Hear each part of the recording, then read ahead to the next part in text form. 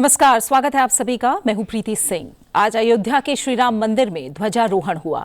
एक ऐसा क्षण जिसे पूरे देश ने सांस रोक कर देखा। प्रधानमंत्री नरेंद्र मोदी ने शुभ मुहूर्त में ध्वजारोहण किया।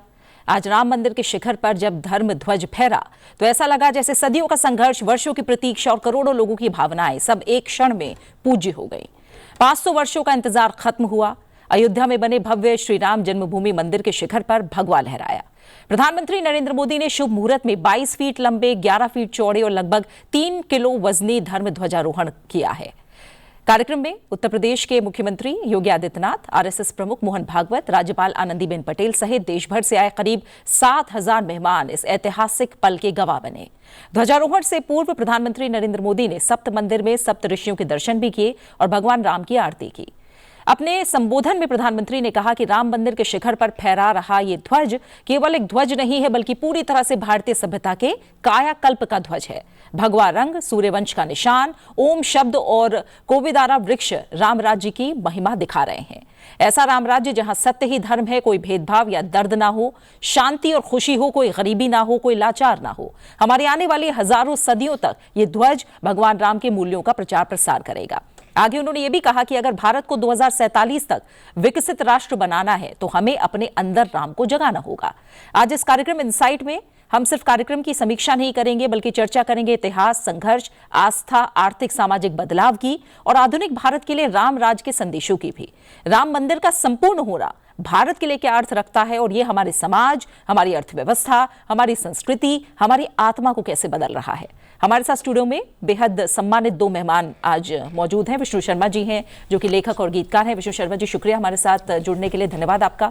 साथ ही प्रोफेसर रामराज उपाध्याय जी भी हमारे साथ जुड़े हुए हैं, वेद वेदांग विभाग, श्री लाल बहादुर शास्त्री राष्ट्रीय संस्कृत विश्वविद्यालय। प्रोफेसर साहब, बहुत बहुत स्वागत और धन्यवाद आपका भी हमारे साथ जुड़ने के लिए। प्रोफेसर, आप ही से हम शुरुआत करेंगे।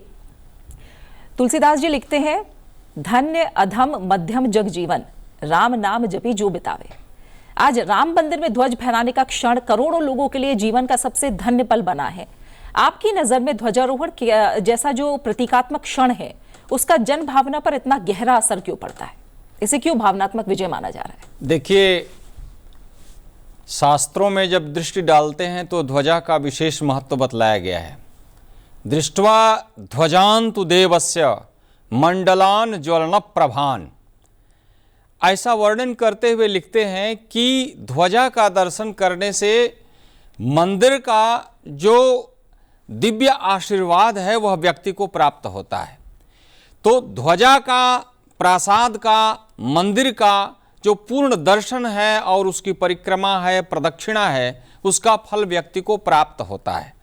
कोई भी व्यक्ति देवता का दर्शन करने के लिए जब समुपस्थित होता है, जाता है, तो उसके संपूर्ण दर्शन को प्राप्त करने की वह अभिलाषा रखता है और ध्वजा के दर्शन से उसकी जो मनोकामना है वह पूर्ण होती है, उसका जो कृत्य है, उसका जो कार्य है वह संपादित होता है। और ध्वजा के संदर्भ में जो प्राप्त होता है वह प्रकाश की बात आती है, क्योंकि ज्वलन प्रभान जो है प्रकाशित करता है। इसी बात को प्रधानमंत्री जी ने भी कहा कि 2047 तक अगर हमें अपने लक्ष्य को प्राप्त करना है तो उसमें इस ध्वजा का जो महत्व है, योगदान है, श्री राम मंदिर का जो योगदान और महत्व है वह इतना प्रगाढ़ है कि उसको हम साथ में सजो के अगर चलेंगे तो हम अपने लक्ष्य को जरूर प्राप्त कर लेंगे। व्यक्ति अपने विकास को किस प्रकार आगे ले जाए, अपनी मर्यादा को, अपने लक्ष्य को किस प्रकार वह सुनिश्चित करे, इसके लिए भगवान श्री राम को हमें देखना पड़ेगा, उनकी मर्यादाओं को देखना पड़ेगा। हमारे सामने एक रोल मॉडल हो तो क्या रोल मॉडल हो, कौन सी व्यवस्था लेकर के, किस बात का चिंतन लेकर के हम आगे बढ़ें। प्रधानमंत्री जी ने आज उसी बात की ओर संपूर्ण जगत का, मैं केवल भारतवर्ष नहीं कहूंगा बल्कि संपूर्ण जगत का, क्योंकि हमारी जो संस्कृति है वसुधैव कुटुंबकम की संस्कृति है, इसमें हम पूरे संसार को अपना परिवार मानते हैं, तो हम किस प्रकार से इसको विस्तारित कर सकेंगे, आगे ले जा सकेंगे और उसमें हमें साथ साथ टेक्नोलॉजी के साथ साथ धर्म की किस मर्यादा को हम आगे स्थापित करते हुए आगे बढ़ेंगे, इसका हमें ध्यान रखना होगा। और आज ध्वजा के साथ श्री राम मंदिर की जो पूर्णता है, दिव्यता है, वह और नवनिवेश की ओर आगे बढ़ चली है, नवाचार की ओर आगे बढ़ चली है, जिसकी बात आज भारतीय शिक्षा नीति में भी एनईपी 2020 में भी जो की जा रही है। आज मैकाले की जो बात आई वह शिक्षा के आधार पर मानसिक गुलामी हमारे मन में कैसे समाई और किस तरीके से हमारा जो मानसिक चिंतन है वह किस ओर प्रवृत्त हो गया, जिस ओर नहीं प्रवृत्त होना चाहिए उधर चला गया। अगर हम सकारात्मक सोच के साथ, एक दिव्य लक्ष्य के साथ और एक उचित मर्यादा की स्थापना करके अपना कदम हम आगे बढ़ाएंगे तो निश्चित रूप से हम अपने लक्ष्य को प्राप्त करेंगे। जहां जिस राज्य में दैविक भौतिक ताप, किसी प्रकार का कोई ताप नहीं होगा, कोई दीन दुखी दरिद्र नहीं होगा, और पूरा राष्ट्र, जो आज राम मंदिर से राष्ट्र मंदिर की बात कही जा रही है, क्योंकि हम इस मंदिर से राष्ट्र की एक चिंता कर रहे हैं और एक राष्ट्र को कैसे उन्मुख किया जाए इसकी बात कर रहे हैं, तो इसका एक सजीव और सजग और ज्वलंत जो टारगेट हमारे सामने है वह श्री राम मंदिर और धर्म, जो सनातन धर्म जो हमको केंद्रित करके उस ओर आगे बढ़ने के लिए एकजुट करता है, उसका लक्षण और परिलक्षण आज हम लोगों ने देखा है। बिल्कुल अलग अलग पहलुओं से और कैसे इसके महत्व को और समझा जाए गहराई से, प्रोफेसर साहब इस पे भी आगे आपसे बात करेंगे। विष्णु शर्मा जी, शास्त्रों में कहा गया है ध्वजो धर्मस्य लक्षणम, यानी ध्वज धर्म का चिन्ह है। 500 साल का जो संघर्ष, जो इंतजार है वो खत्म हुआ। एक लेखक और रचनाकार होने के नाते इस पल को आप अपने शब्दों में कैसे बयां करेंगे? देखिए, मैंने उस वक्त एक गीत लिखा था जब प्राण प्रतिष्ठा हुई थी। मनु मलिक जी ने कंपोज किया था कि कैसे हर गांव गली को आहुति देनी होगी तब ये यज्ञ सफल होगा। उसका जो मर्म था वो यही था कि चलो आह्वान करते हैं कि सारे लोग आएँ। तो जब आप जाएंगे, क्योंकि इतिहास का छात्र हूँ, तो मैं उन भावों को लेना चाहूँगा जो 500 सालों से ऊपर ये लड़ाई जो चल रही है, और इसमें हर वर्ग के लोग शामिल हैं, और कैसे ये लड़ाई लड़ी गई, कोर्ट से लेकर वहाँ भी लड़ी गई, निहंगों ने लड़ी, बाकी जो आसपास के लोग थे, कई जो आसपास के गांव वाले थे कि हम चप्पल नहीं पहनेंगे, हम पगड़ी धारण नहीं करेंगे, और सैकड़ों सालों तक कोई कैसे ये सब कर सकता है। उन्होंने किया, राम के लिए किया, और वो लगातार ये होता रहा कि उस लड़ाई को कैसे अंग्रेज़ों के समय पे, मुग़लों के समय पे, मुग़लों ने तो ये किया सब कुछ धरा, और उसके बाद ये लड़ाई जो लड़ी गई उसको जो आज जो मोदी जी ने बोला वो उसमें आता है कि कैसे हम जो मेंटल गुलामी, जो हमारी मानसिक गुलामी मैकाले की दी हुई है, उससे हम लोग जो सही निर्णय नहीं ले पाते, हम स्वाभिमानी एक तरह से फील नहीं करते, हम वास्तविक रूप में नहीं रहते, ये वहाँ पे कायम होता है। वहाँ सिखाया गया धीरे धीरे कि एक बच्ची आती है टीवी पे कहती है कि वहाँ पे टॉयलेट बना देना चाहिए। ये हम जो भरते हैं इतने सालों में हमारे दिमाग में भरा गया, इवन अयोध्या के लोगों के लिए दिमाग में भरा गया कि आप ये मंदिर मस्जिद का झगड़ा ना हो तो आप लोग चैन से जिए, लेकिन यहाँ पे हमेशा दंगे होते रहते हैं, कर्फ्यू लगा रहता है। तो ये जो मैसेज था वो पूरे देश में था, और इसके खिलाफ कि कहीं ये मुद्दा दब ना जाए, लोग भूल ना जाएं। सालों तक ऐसे लोग, जिनमें चंपत राय भी हैं, संगठन है कई सारे, वो लोग लगे रहे लगातार कि नहीं, इनको याद दिलाना है कि ये मुद्दा भारत की स्वाभिमान से और कैसे उनकी राष्ट्रीयता से जुड़ा है। जो राष्ट्र मंदिर कहा प्रोफेसर साहब ने कि खाली वो धर्म से जुड़ा मसला नहीं है, वो हमारी पूरी जो भारत भूमि है, यहाँ जो लोग रहते हैं, उनके स्वाभिमान से जुड़ा मुद्दा है। और लगातार उसके लिए जो उन्होंने, मोदी जी ने कहा कि मैकाले वाली जो थी कि मेंटल गुलामी, वहाँ लगातार ये कोशिश की गई कि लोग लगातार इस मुद्दे को भूलें, राम को भूल जाएं, अपना दिवाली पे पटाखे मनाना भी चलाना भी बंद कर दें, उसके लिए भी कैंपेन चला।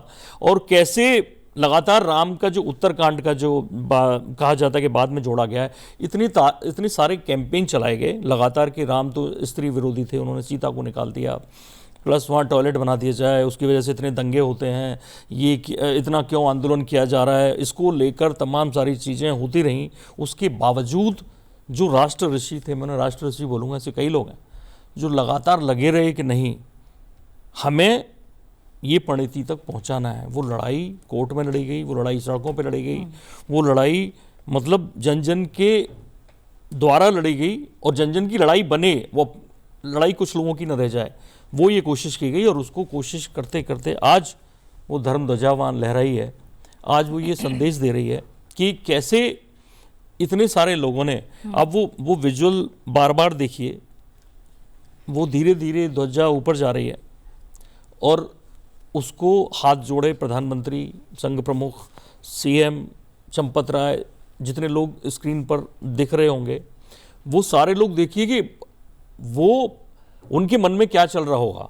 वो भाव करोड़ों लोगों के मन में चल रहा होगा जब वो जा रही है।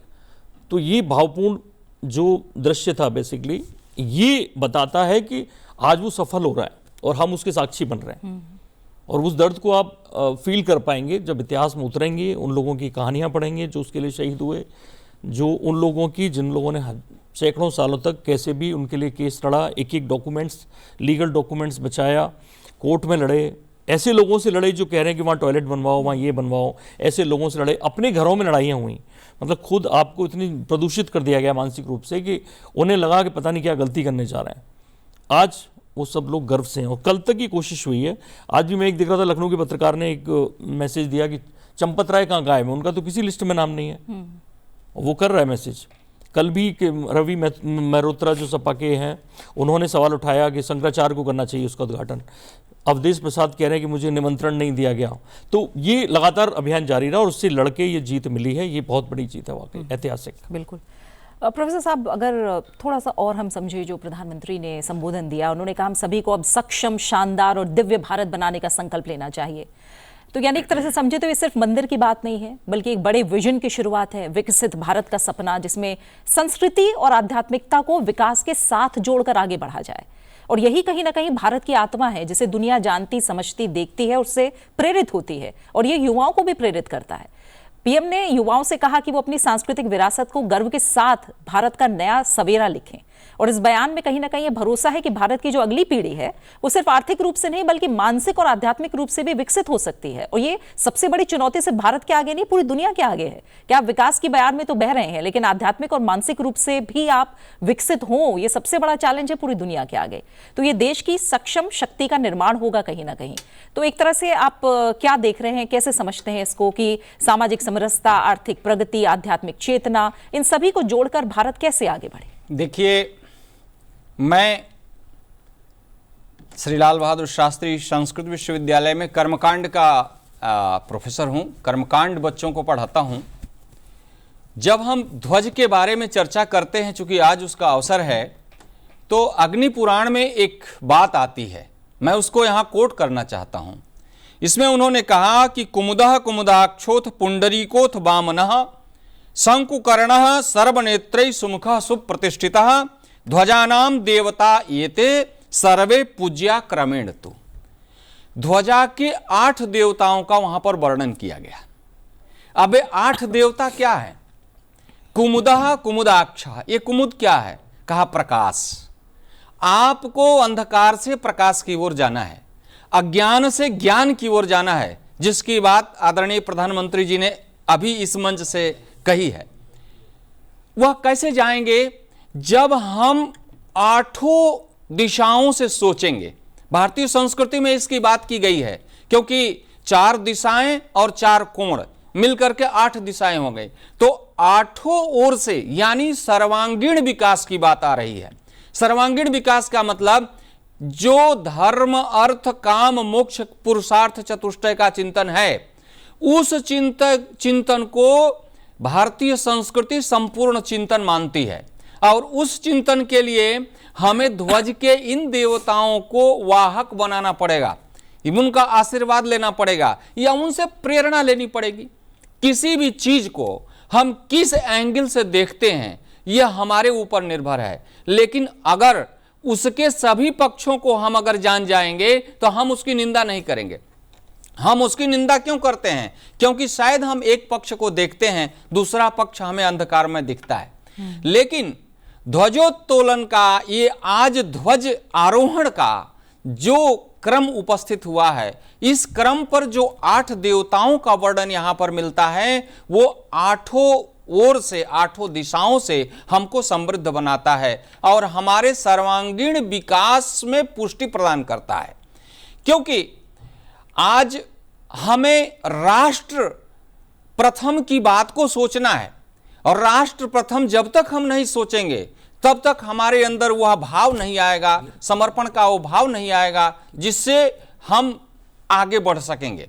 आगे बढ़ने में हमें यह विचार करना होगा कि हमें कौन कौन से लक्ष्य लेकर के चलने हैं। अब वो शास्त्र का भी लक्ष्य होगा, ज्ञान का भी लक्ष्य होगा, विज्ञान का भी लक्ष्य होगा, आज एआई का जमाना है उसका भी लक्ष्य होगा, और इन सब के लिए हम इन आठों को जोड़ेंगे।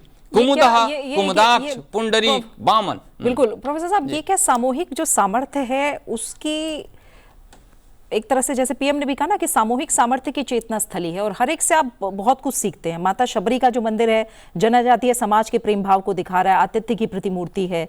निषाद राज का मंदिर मित्रता का साक्षी है। एक तरह से साधन नहीं साध्य को दिखाया गया है।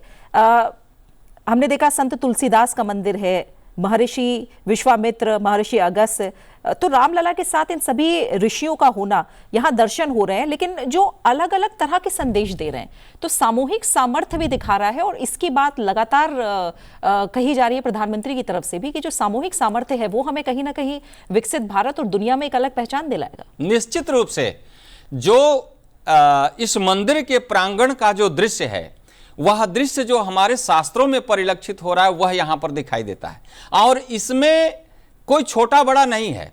अगर हम देखें तो सबका स्थान सुनिश्चित है और सबका योगदान भी सुनिश्चित है। इसमें सबका योगदान है और यही सामूहिक सामर्थ्य है। हमको 5 अंगुली जो हमारी छोटी बड़ी है, इसको हमें कौन छोटा कौन बड़ा इस पर ध्यान नहीं देना है। ये पांचों जब पुष्ट रहेंगे तो वास्तव रूप से वह मुष्टिका बनेगी। इसी बात को प्रधानमंत्री जी सामूहिक सामर्थ्य के रूप में इंगित करना चाहते हैं कि जो हमारा सामूहिक सामर्थ्य है, जो सद्भाव है, जो प्रेम है, जो सत्य है, अहिंसा है और करुणा है, मैत्री है, इन सबको अगर हम सामूहिक रूप से एकजुट होकर के प्रदर्शित करेंगे, पूरा राष्ट्र जब एक रहेगा और राष्ट्र धर्म को अपनाएगा, तो हमारा जो विकास होगा वह हमारे मन चाहे तरीके से होगा। हम जैसे चाहेंगे उस तरीके से अपना उत्थान कर पाएंगे। और वो उत्थान कहां दिखता है? वो उत्थान राम राज्य में दिखता है। बिल्कुल। हमको एक जो मतलब हमारा लक्ष्य है, उस लक्ष्य को हमें इंगित करना होगा, और वह लक्ष्य वहां पर स्थापित है। भगवान श्री राम का संपूर्ण जीवन अगर देखा जाए तो उन्होंने कहा कि प्रधानमंत्री जी ने बात कही कि भाई वो अपने राज्य से जब गए तो एक युवराज बन करके गए, और जब लौटे तो उस समय स्थिति क्या थी। तो उसी तरीके से हमारा जो जीवन है, हमारा जो समाज है, अगर सामूहिक रूप से मिल करके काम करेगा तो हमारे समूह का जो सामर्थ्य है वो इतना विशद है, इतना विशाल है कि हम जो चाहे वो प्राप्त कर सकते हैं। हमें लक्ष्य, अपना टारगेट सुनिश्चित करने की आवश्यकता है। जी। और विष्णु शर्मा जी, जब प्रधानमंत्री ने कहा कि ध्वज सत्य और धर्म की जीत का प्रतीक है, और हमें याद दिलाता है कि हमारा वचन बनाए रखना चाहे जानी क्यों ना चली जाए, ये ज्यादा जरूरी होता है। तो इस बयान के महत्व को आप कैसे समझ रहे हैं? क्योंकि सिर्फ धार्मिक रूपक नहीं है, वचन निभाने की बात हो रही है, संदेश दे रहा है कि भारत का विकास सिर्फ भौतिक नहीं है, मटेरियलिस्टिक नहीं है, बल्कि नैतिक प्रतिबद्धता और सत्य धर्म की नींव पर खड़ा होगा। वो कह रहे हैं हम सबको मिलकर ईमानदारी, अनुशासन के साथ आगे बढ़ना होगा। तो आधुनिक भारत के लिए एक आदर्श नेतृत्व का संदेश भी कहीं ना कहीं है, चरित्र और मूल्य का निर्माण बना रहे। तो ध्वजारोहण सिर्फ पौराणिक स्मृति नहीं बल्कि आने वाली पीढ़ियों के लिए प्रेरणा है। कैसे आप इसे समझ रहे हैं कि ध्वज सत्य और धर्म की जीत का प्रतीक है, और हमें वचन निभाने की जो शक्ति है वो इससे मिलती है, और इसका स्मरण हमें बार बार करना चाहिए। तो भावनात्मक और नैतिक संदेश का आधुनिक भारत की युवा जनसंख्या पर जो संदेश है उनके लिए, और खासकर कहें कि भारत की जो विकास यात्रा है वो सिर्फ टेक्नोलॉजी और इंफ्रास्ट्रक्चर तक सीमित ना होकर चरित्र और जिम्मेदारी की ओर भी ले जाए, इसे आप कैसे देखेंगे और समझेंगे, कैसे समझाएंगे आज के युवाओं को? देखिए, आपका जो पिछला सवाल था और वो ये दोनों मैच करते हैं। बिल्कुल। वो क्यों करते हैं? क्योंकि आज का जो युवा है वो ये चाहता है कि समान अवसर हों, समान मौके हों, सबको एक समझा जाए, और वो आधुनिक तकनीकी और पुरानी जो चीज़ें हैं उनको लेकर चल रहा है। अब जो आपने बात बताई थी मैं उसको तथ्यात्मक जवाब उसमें और जोड़ देता हूँ। जैसे आपने देखा कि सबरी का मंदिर है, माता सबरी का, उसके साथ में जैसे झारखंड के कोई मजदूर थे दलित, उनसे ईंट रखवाई गई। यज्ञ में यजमान कामेश्वर चौपाल जी थे, ट्रस्ट के पहले सदस्य भी वही थे, दलित थे। और जो मूर्ति है वो मैसूर के कारीगर ने बनाई, रामलला की जो मूर्ति थी। वहाँ जो बड़ा पत्थर शिखर के लिए लग रहा है उसके लिए 2.5 साल कार्विंग ये सब की गई, वो सब राजस्थान की एक दंपत्ति ने किया, वहाँ से ही वो पत्थर आ रहा 18 टन का। और जो अलग अलग आप देखेंगे पूरे मंदिर का डिजाइन वो महाराष्ट्र के सोमपुरा जी ने बनाया है। तो हर जगह से लोग आए, क्षेत्रवाद, जाति, वो सारे लोग जुड़े हैं। और ये ऐसे नहीं है कि इसको ध्यान में नहीं रखा गया, योग्यता का ध्यान रखा गया, लेकिन बावजूद हर समाज के हर अंग का वहाँ पर हो, तो ये मौका दिया गया। दूसरा आपने कहा कि युवा इसको कैसे लें, तो युवा जो सोच रहा है वो ये कि जब L&T को बुलाया गया इस कंपनी को मंदिर बनाने के लिए, तब ये था कि तकनीकी हो इसमें, लेकिन पुरानी चीज़ों का ध्यान रहे। अब वो समावेश कैसे किया जाए, जो इंफ्रास्ट्रक्चर की बात की वो यहाँ पे दिखता है। पता है कि जब इनको बुलाया गया तो इनसे कहा गया कि जो हमारे वास्तुशास्त्र में पुरानी किताबों में जो इतने सब लिखे गए हैं उनको लेकर और आधुनिक तकनीक को लेकर काम करना है। L&T को ये शर्त दी गई और उसने उसी हिसाब से काम किया। अब सोचिए आप वो जो मंदिर पे 80 टन का साउथ में जो मंदिर पे रखा हुआ है, यहाँ 18 टन का पत्थर ऊपर ले जाया गया बिना क्रेन के। जो शिखर है, शिखर में 18 टन का एक पत्थर वहाँ लगाया गया, सिंगल पीस। यहाँ पे भी उसी तरह से काम किया, या नींव खोद के वहाँ पे सिंपल कंक्रीट नहीं भरी गई है, वहाँ गोलाकार जो बड़ा नींव का जो बड़ा सा वो बनाया गया है, उससे पहले 47 लेयर बनाई गई है मिट्टी की, इंजीनियर्ड मिट्टी है वो। और वो क्योंकि नॉर्मल सरयू के तट की मिट्टी थी, वो वहाँ पे उस तरह से काम नहीं आ रही थी।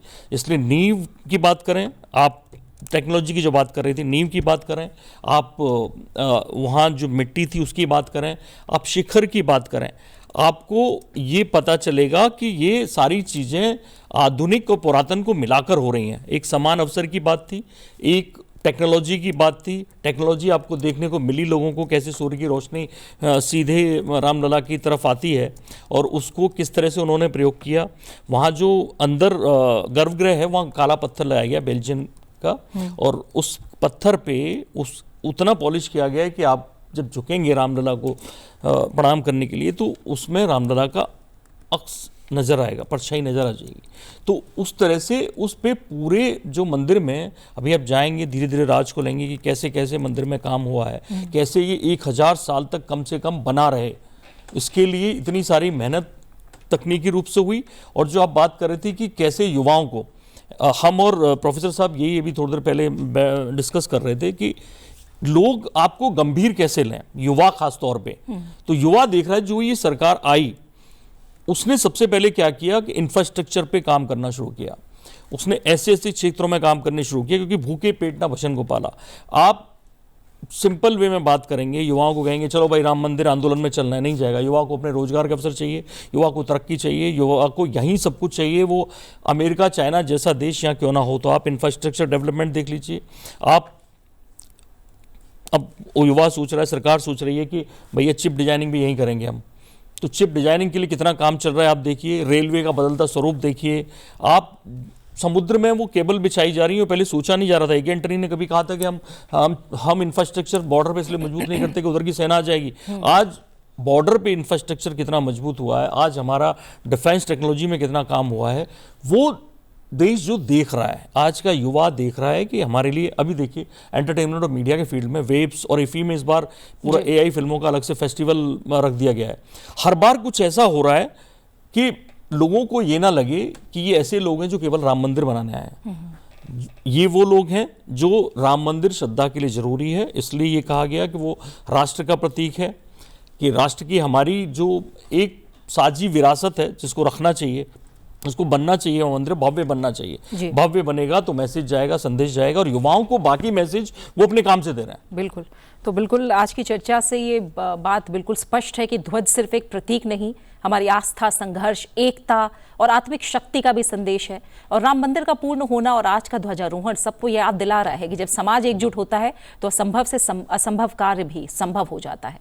भारत की अंतर्राष्ट्रीय छवि को सकारात्मक रूप से प्रभावित कर रहा है ये क्षण, जाहिर कर रहा है, दर्शा रहा है, और खासकर आध्यात्मिक पर्यटन और इसके जरिए आर्थिक विकास, उम्दा टेक्नोलॉजी, सांस्कृतिक कूटनीति, भारत की सॉफ्ट पावर के संदर्भ में बड़े संदेश निकलकर सामने आए हैं। हम सब मिलकर राम के आदर्शों को सत्य, न्याय, करुणा, सेवा अपने जीवन में, अपने समाज में, अपने राष्ट्र में उतारें, यही हम कामना कर रहे हैं। और क्योंकि कार्यक्रम का समय पूरा हो गया है, प्रोफेसर साहब बहुत बहुत शुक्रिया, धन्यवाद आपका हमारे साथ जुड़ने के लिए। विष्णु शर्मा जी आपका भी बहुत बहुत धन्यवाद। लेकिन जाते जाते 2 लाइन, जो गीत आपने लिखा था प्राण प्रतिष्ठा के समय, 2 लाइन अगर उसकी गुनगुनाए और उसके साथ हम कार्यक्रम को विराम दें। मैंने आपको कहा था कि वो गीत बहुत हाई पिच पे है, मैंने उसका एक रैप सॉन्ग बनाया था। बिल्कुल।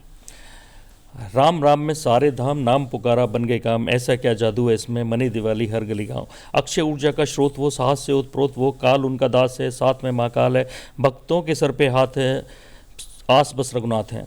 सेवक उनके महावीर, वो परमवीर रघुवीर, अहिल्या शबरी के उद्धारक, वो दैत्य असुरों के संहारक, हर हृदय में रमते राम, नाम पुकारा बन गए काम, राम नाम में सारे धाम। वो आदि पुरुष, वो कौशले, वो कोदंडधार, वो राघवेंद्र, वो जगत गुरु, वो सुग्रीव मित्र महायोगी, वो सत्यवाक, वो जानकी वल्लभ, वो भ्रात श्रेष्ठ, वो राजा राम, वो रघुनंदन, वो पुरुषोत्तम अवधपति, एक राम दशरथ का बेटा, एक राम घटघट में बैठा, एक राम जन नवे बादन, एक राम रावण संहारा, एक राम सियावर कहलाता, एक राम जनता की माना, त्रेता युग से इस युग तक एक ही नाम, बनाए बिगड़े काम, नाम पुकारा बन गए राम, राम राम में सारे धाम। सिद्धि नहीं ये महामंत्र है, आया भले ही लोकतंत्र है, हर संशय का ये समाधान है, अंत्योदय भी कल्याण, हर आदि का है ये अंत, माया इसकी है अनंत, नहीं पास किसी के ये संयम, यूं ही नहीं वो पुरुषोत्तम, राम से बड़ा राम का नाम, नाम पुकारा बन गए काम।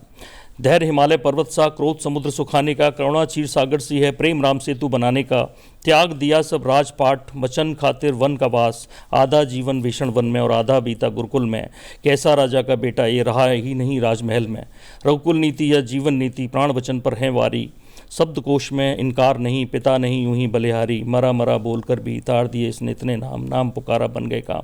भारत के प्राण राम, भारत की जान राम, लक्ष्य राम, राह राम, भवसागर राम, नौका भी राम, आदि राम, अंत राम, उदय राम, अस्त राम, साधु राम, संत राम, हर मुश्किल का समाधान राम, भारतवर्ष का अभिमान राम, हिंदुत्व का सम्मान राम, हर हिंदू का मान राम, हर स्त्री की लाज राम, हर पुरुष की मर्यादा राम, अवधपुरी अब लौटे राम, जन्मभूमि बन गई दिव्य धाम, नाम पुकारा बन गए काम, राम नाम में सारे धाम। क्या बात, बहुत बढ़िया।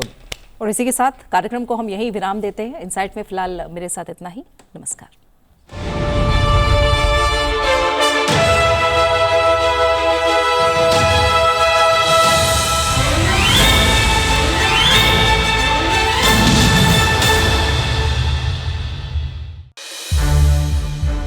संसद टीवी के और भी प्रोग्राम्स देखने के लिए सब्सक्राइब करें हमारा YouTube चैनल और हाँ, इन्हें लाइक और शेयर करना ना भूलें।